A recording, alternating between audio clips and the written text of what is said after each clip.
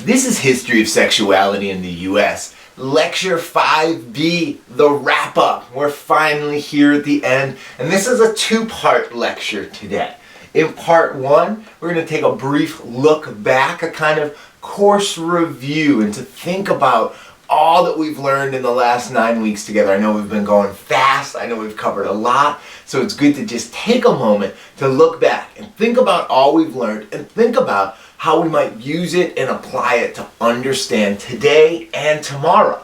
And that's kind of what I'm talking about in part two. To finally wrap up the course, take a brief look ahead at what you need to be thinking about in the next week to finish up the course, and then to just provide a little bit of a cherry on top.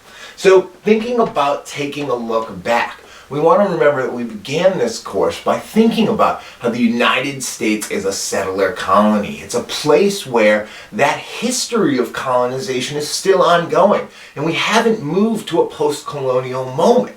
Settler colonialism, as we understood, was a process that involved a great deal of sexual violence, and it was also a sexual, reproductive, and familial process because settlement required the demographic replacement of indigenous people by settlers through violence and through reproduction, and that settlement also required the creation of families and permanent residence, right? And we learned that both from Raina Green, we saw it also come back in Nyan Shah's work, and we also saw it come back at the very end of the course with Jennifer Dennett-Dale's work.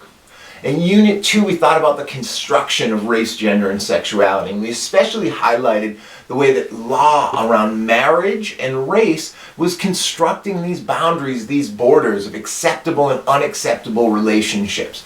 We saw the way that marriage was a really key part of the institution of slavery, and that it shifted as that institution changed really rapidly during the Civil War.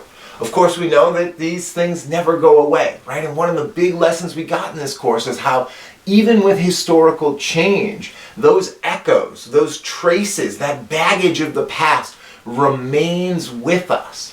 And so we saw as we moved into the Reconstruction era and we moved into a more urban country, we moved into a country that didn't have legal, non-consensual forced labor, we still saw a lot of the same problems and issues as we refocused on cities and refocused on the West and thought about the ways that sexuality was getting regulated at the finer and finer level. Those marriage laws were mostly at the state level, whereas those anti-cross-dressing laws really got down to the urban level, to the city, where we know that the law and policing is having an enormous effect on people's lives. In thinking about that moment where we saw regulation around gender and sexuality increasing, we also saw the growth of medicalization, and we tried to understand how gender and sexuality got pathologized, got talked about as not as much a sin anymore, but as a sickness. And how that this allowed for, in this moment of transition, in this moment of secularization, in this moment of scientific development, that still a lot of those same 19th century Christian values got imported into 20th century sexological science.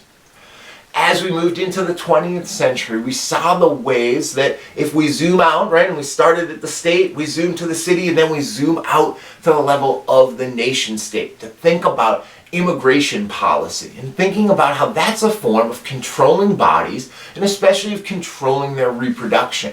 Who can stay? Who can have legitimate children? Who can form legitimate relationships?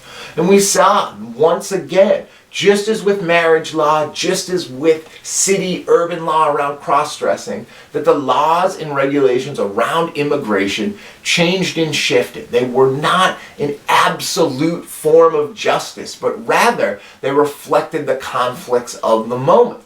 And we saw again and again as we looked at the 20th century, these ongoing conflicts between people wanting the space and freedom to express a wide range of sexual behaviors, the full spectrum of gender and sexual diversity, and all kinds of different combinations of kinship and sociality.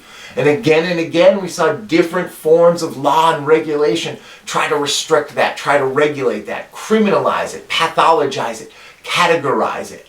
all throughout, we can see that technological change was an important tool, sometimes driving social change, other times being used to institute social control. And so we want to understand, right, that the technologies that we're seeing here, and as we're thinking about moving from our look back to our look ahead, are not the sort of thing that we can judge as simply bad or good.